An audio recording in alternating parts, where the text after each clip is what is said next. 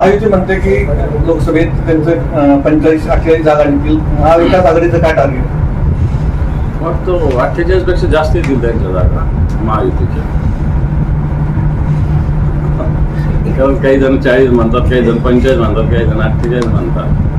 परवा डॉक्टर म्हणले 45 जागा येणार. मी म्हणलं 3 कोणते येणार, तेवढं न येणार तेवढा तरी सांगा. त्या नाही सांगू शकते. हे सगळ्या राजकीय जुमलेबाजीच्या घोषणा, याला काय अर्थ नाही. आपला उमेदवार ठरत नाही आता महायुतीचा. संभाजीनगरचा उमेदवार ठरत नाही. महाविकास आघाडी शिंदे गट लढणार की भाजप लढणार हे निश्चित होत नाही आणि त्यांच्यातला उमेदवार कोण ठरणार हेच आम्हाला सांगतात. त्यांच्या रानागोंदी आहे. आता निवडणुकीचे फॉर्म भरायचे 2-4-8 दिवसात. यांचे अजून उमेदवार ठरत नाही. उमेदवार सोडा अजून कोणत्या पक्षाला लढायचं हेच ठरत नाही. उमेदवार तर त्याच्या पुढची गोष्ट आहे. आणि म्हणून महाविकास आघाडीनं पूर्ण 48 जागा वाटप केलं आणि जवळपास सगळे उमेदवार ठरलेले. 1-2 कुठले तरी उमेदवार बाकी. शिवसेनेने तर त्यांचे 21 उमेदवार खूप आधी जाहीर केले. राज्याचे विरोधी पक्षनेते आहात, मात्र संभाजीनगरच्या जागेवर तुम्ही जास्त लक्ष केंद्रित केल्याचं दिसायला लागले सध्या. शेवटी माझं घर पण महत्वाचं आहे. राज्याचं नेतृत्व म्हणजे काय आपल्या शहराचं जिल्ह्याचं सोडावं असं थोडी आहे. ठीक आहे, थँक्यू. अजितदादाकडे खजिना आहे तर शिंदेकडे चावी. ते यांचं खजिन्याच्या आधारावर सगळं राजकारण चालू आहे. बरं झालं त्यांच्या मुखातून हे वक्तव्य बाहेर आलं की खजिन्याच्या बळावर अजितदादा काय करतायत आणि शिंदे काय करतात महाराष्ट्रात बघतायत. मग तो खजिना, मोठे मोठे खजिनेवाले या महाराष्ट्रानं घरी बसविलेले आहे. हे उदाहरण महाराष्ट्राने देशाला वारंवार दाखवलेलं आहे.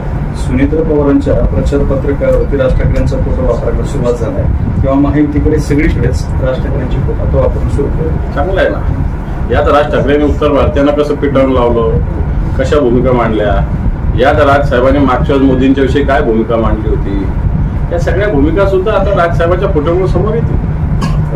महायुतीला पाठिंबा दिल्यानंतर राज ठाकरे आणि नरेंद्र मोदी एका मंचावर येण्याची शक्यता. 17 मेला मुंबईत महायुतीची प्रचार सभा आहे शिवाजी पार्कला. त्या ठिकाणी राज ठाकरे आणि नरेंद्र मोदी एका मंचावर आलेले असतात. येऊ द्या, चांगलं होईल, आले पाहिजे. याचे मला असं वाटतं परिणाम भारतीय जनता पार्टीला बिहार, उत्तर प्रदेश सारख्या राज्यात सुद्धा भोगावं लागणार. कारण मी मुंबईत होतो मागचे 2 दिवस. ज्या पद्धतीनं उत्तर भारतीय लोकांचे, बिहारी लोकांचे, युपीच्या लोकांच्या रिएक्शन, प्रतिक्रिया आलेल्या आहे राज ठाकरेच्या पाठिंब्यानंतर. वाटतं भारतीय जनता पार्टी महाराष्ट्रातच नाही तर बिहार, उत्तर प्रदेश सारख्या राज्यामध्ये सुद्धा याचे परिणाम भारतीय जनता पार्टीला भोगावे लागणार. पक्षकृतीवरून 2 महत्वाची वक्तव्य समोर आले. त्यामध्ये प्रफुल्ल पटेलांचा आणि छगन भुजबळांचा. प्रफुल्ल पटेल म्हणतात की दादांच्या शपथविधीनंतर शरद पवार आमच्यासोबत येण्यासाठी 50% तयार होते. मला असं वाटतं गेल्यानंतर अशा सगळ्या वक्तव्य होत असतात. 50% तयार होते. आधीचं पण अजितदादांचं वक्तव्य आलेलं आहे. या वक्तव्याला आता कोणताही अर्थ उरलेला नाही असं मला वाटतं. प्रफुल्ल पटेलांचं वक्तव्य आहे की 2014च्या निवडणुकीत पवारांनी एनडीए सोबत तर भाजपसोबत जाण्याचा प्रयत्न केला होता. त्यानंतर तुम्हाला सर्वांना आठवत असेल की शिवसेना आणि भाजपचं 2014 साली बिनसलं होतं आणि भाजपला बहुमतापेक्षा थोडेच कमी आमदार होते. त्यावेळेला शरद पवारांनी भाजपला आम्ही तुमच्यासोबत येऊ किंवा बाहेरून पाठिंबा देऊ असं सांगितलं होतं. तेव्हापासून हे सगळं सुरू आहे. छगन भुजबळांचं राजकारणामध्ये हे अलायन्स होत आलेले आहेत. त्यावेळेस निश्चित राष्ट्रवादी काँग्रेसने भारतीय जनता पार्टीला पाठिंबा दिला होता. आमचा मुद्दाच तो होता की आम्ही राष्ट्रवादी सोबत घेतल्यानंतर तुम्ही कोलेकुई मोठी केली होती, परंतु तुम्ही 2014लाच भारतीय जनता पार्टी राष्ट्रवादीला सोबत घेतलं होतं. त्यावेळेस राष्ट्रवादी काँग्रेस तुम्हाला चालत होती आणि आम्ही 2019ला उद्धवजी ठाकरे साहेबांनी राष्ट्रवादी सोबत घेतली ती तुम्हाला दुखत होती. ही भूमिका आम्ही वारंवार मांडली होती. खासदार धनंजय महाडिक यांनी 5 कोटी रुपयांची शर्यत लावलेली आहे. कागल आणि चंदगड या 2 तालुक्यात, बीड देणाऱ्या तालुक्याला 5 कोटींचा निधी देणार असल्याचं धनंजय मंडलिक यांनी सांगितलं. संजय मंडलिक यांच्यासाठी 5 कोटीचा निधी देणार सांगितलं. ते काय घरून देणार आहे का? सरकारचा निधी देणार आहे.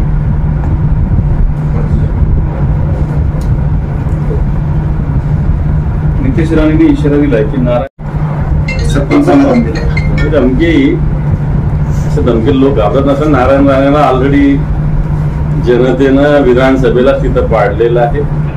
मुंबईमध्ये सुद्धा गेले, तिथं सुद्धा पाडलेलं आहे. आणि मला इजा तिजा होत असताना तिसऱ्यांदा पुन्हा या लोकसभेला सुद्धा भारतीय जनता पार्टीला विशेषतः नारायण राणेचा पराभव इथली जनता करेल. अमोल कीर्तीकरांची ईडी मार्फत चौकशी सुरू आहे. या चौकशीमुळे गजानन कीर्तीकर हातबल झालेत. शिंदे गटात असूनही ते म्हटलेत की संसद ताब्यात घ्या पण मित्र पक्षांचाही मान राखा. विरोधकांच्या मागे केंद्रीय यंत्रणांचा सासीमेरा लावणे ही भाजपने आणलेली नवी संस्कृती असं ते आरोप. घरचाच आहे रे हा त्यांना मिळालेला. तर अमोल कीर्तीकर ईडीला सामोरं जात आहे. सगळ्यांना माहिती आहे राजकीय हेतून या सगळ्या गोष्टी चालू आहेत. अमोल कीर्तीकर एक मजबूत शिवसैनिक आहे, काही डगमगणार नाही.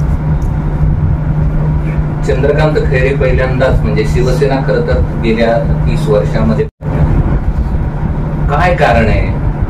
कधी यापूर्वी तुम्ही शुभेच्छा दिल्या नाही. काल मात्र आपले नेते ईदगाह मैदानावरती पाहिले.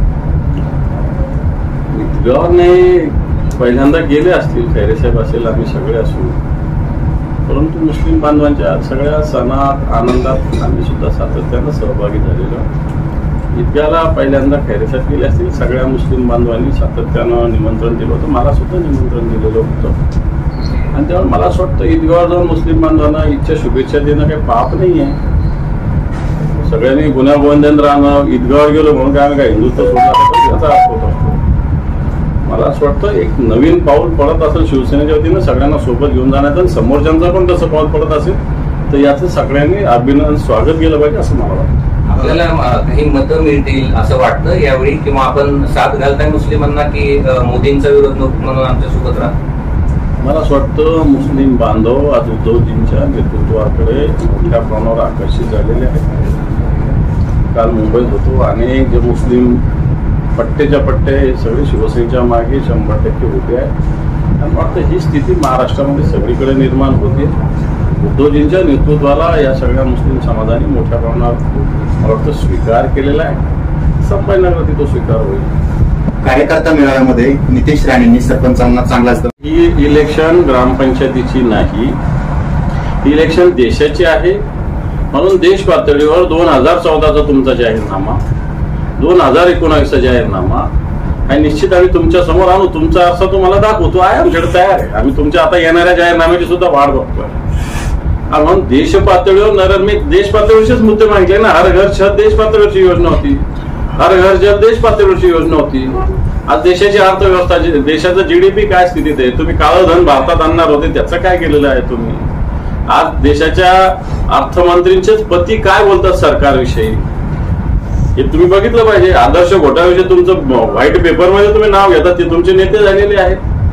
70,000 कोटीचा भ्रष्टाचार अजितदादाचा तुम्ही जाहीर सभेत बोलता पंतप्रधान, ते तुमचे नेते झालेले आहेत. आणि मला असं वाटतं देशाची निवडणूक असताना या मुद्द्यावर चर्चा व्हावी. आज Bharatiya Janata Party, ED, CBI, income tax या भारतीय जनता पार्टीच्या ब्रँड झालेल्या आहे. मला वाटतं ईडी, सीबीआय आणि इन्कम टॅक्सच्या कार्यालयावर येणाऱ्या काळात भारतीय जनता पक्षाची शाखा अशा पद्धतीनं बोर्ड लावावा लागेल असं मला वाटतं. शरद पवारांवरती सुद्धा काल अमित शहाने टीका केली. की 10 वर्ष सत्तेत असताना शरद पवारांनी महाराष्ट्रासाठी काय केलं? शरद पवार महाराष्ट्राचा विकास करू शकतो नाही कसा? मला वाटतं गुजरातमध्ये आणि महाराष्ट्रात जाऊन बघावं. या महाराष्ट्राचा विकास अतिशय ताकदीनं पुढे गेला आहे. आणि हा विकास होत असताना शरद पवार साहेबांनी या महाराष्ट्राचं जे नेतृत्व केलंय, दूरगामी नेतृत्व, आणि या दूरगामी नेतृत्वाचेच परिणाम महाराष्ट्रात विकासाच्या दृष्टीने पुढे जातो याचं दिसतंय. त्यामुळे बाकीचं जर देशातले वेगवेगळे राज्य बघितले आणि महाराष्ट्र बघितलं तर महाराष्ट्र निश्चित विकासाच्या दृष्टीने पुढे जाणारं राज्य आहे. चंद्रकांत पाटलांचे एक वक्तव्य आहे की काही दिवसात महाराष्ट्राचा विकासासाठी काय केलं, या देशासाठी ज्या घोषणा केल्या होत्या मागच्या 2014 पासून, महागाईवर काय केलं, बहुत हो गई महंगाई की अबकी बार मोदी सरकार, त्याचं काय झालं? हर घर छतचं काय झालं? हर घर नलचं काय झालं? परवा सोयगाव मध्ये एक मुलगी आपली वैष्णवी नावाची एक्सपायर झाली. आयुष्यमान भारतचं कार्ड तिच्याकडे होतं. जळगावच्या एका खासगी हॉस्पिटलमध्ये तिचे वडील तिला घेऊन गेले, पण आयुष्यमान भारतचं कार्ड तिथं चाललं नाही. हे दुर्दैव आहे. तिकडे खोटाडा प्रचार करायचा की आम्ही 5 लाखापर्यंत मोफत आरोग्य देणार, प्रत्यक्षात 0 रुपये सुद्धा त्याच्यातून मिळत नाही. शिवसेनेवर टीका टिप्पणी करायची, राष्ट्रवादीवर टीका टिप्पणी करायची, अशा पद्धतीनं भारतीय जनता पक्षाचा एक कलमी कार्यक्रम चालू आहे. पण ज्या अर्थी शिवसेनेवर आणि उद्धवजी ठाकरे साहेबांवर टीका केली जाते त्या अर्थी जर तुम्ही शिवसेनेला नकली म्हणता, ज्या नकली शिवसेनेचे उंबरठे तुम्ही कित्येक वेळ झिजवलेले आहेत, ज्या नकली शिवसेनेचं मदत असावी म्हणून सातत्यानं तुम्ही प्रयत्न नव्हे तर याचना केली बऱ्याच वेळेस, आणि आता या शिवसेनेला नकली म्हणत असताना जर असली तुमच्या सोबत आहे तर या असलीचे हाल तुम्ही काय केले? या असलीला 10 जागा सुद्धा अजून दिलेल्या नाही, या असलीचे उमेदवार सुद्धा तुम्ही ठरवता, आणि तुम्हाला शिवसेना अशा पद्धतीनं स्वतःचे भारतीय जनता पार्टीच्या पाया पडणारी, भारतीय जनता पार्टीची चापलुसी करणारी पाहिजे होती. परंतु या महाराष्ट्रातील एक तमाम जनतेचा आवाज असणारी, महाराष्ट्राच्या प्रत्येकाच्या मनगटामध्ये धमण्यामध्ये रक्त सळसळ करणारी शिवसेना जी उद्धवजी ठाकरे साहेबांच्या नेतृत्वाखाली काम करते, वाटतं ही तुम्हाला कधीही शरण येणार नाही, स्वाभिमानानं तुमच्या विरुद्ध लढा देईल, आणि नुसतं लढा देणार नाही तर हा लढा जिंकण्याचा संकल्प आम्ही केलेला आहे आणि निश्चित तो जिंकू, अशा प्रकारची भूमिका सुद्धा सातत्यानं माननीय उद्धवजी ठाकरे साहेब यांनी मांडलेली आहे. काल शाहू महाराजांच्या विषयी शिंदे गटाचे सदाशिव मंडिक जे उमेदवार आहे यांनी जे वक्तव्य केलं, शाहू महाराजांच्या गादीला या महाराष्ट्रामध्ये नव्हे तर देशामध्ये असामान्य महत्व आहे. परंतु या शाहू महाराजांच्या गादीचा, थोडक्यात छत्रपतींच्या गादीचा अपमान करण्याचं पाप सुद्धा आज या महाराष्ट्रात घडलेलं आहे. मला वाटतं महाराष्ट्राची जनता, ठीक आहे राजकारण आपलं चालत राहील, परंतु प्रत्यक्ष शाहू महाराज, आपण फुले शाहू महाराजांचा हा महाराष्ट्र म्हणतो, आणि त्या शाहू महाराजांची गादी चालवणाऱ्या शाहू महाराजांविषयी अशा पद्धतीनं वक्तव्य या महाराष्ट्राला मला वाटतं सहन होणार नाही. आपण इतक्या खालच्या स्तरावर अशा पद्धतीनं राजकारण केलं जातं, मुद्द्यावर राजकारण केलं जात नाही, आणि याला जबाबदार भारतीय जनता पार्टी आहे आणि आमच्यातून गेलेले गद्दार. कालच्या सभेमध्ये देवेंद्र फडणवीस यांनी सुद्धा टीका केली की मव्याची गाडी जागेवरून हलतच नाही, काँग्रेस पक्षाची अवस्था घरकाना घाटका झालेली आहे, आणि ही निवडणूक ग्रामपंचायती नाही तर देशाचे पंतप्रधान निवडण्याची आहे, आणि मोदीच देश सुरक्षित ठेवतील, अशी 2-3 वक्तव्य. भारतीय जनता पार्टीला, विशेषतः भारतीय जनता पार्टीचे नेते नरेंद्र मोदी आणि अमित शहा, कारण आता नरेंद्र मोदी पंतप्रधान म्हणून नाही तर भारतीय जनता पार्टीचे नेते म्हणून प्रचार करतात असं आपल्याला आपण समजलं पाहिजे. आणि असं असताना शिवसेनेला नकली म्हणणं, राष्ट्रवादी काँग्रेसवर नावं ठेवणं,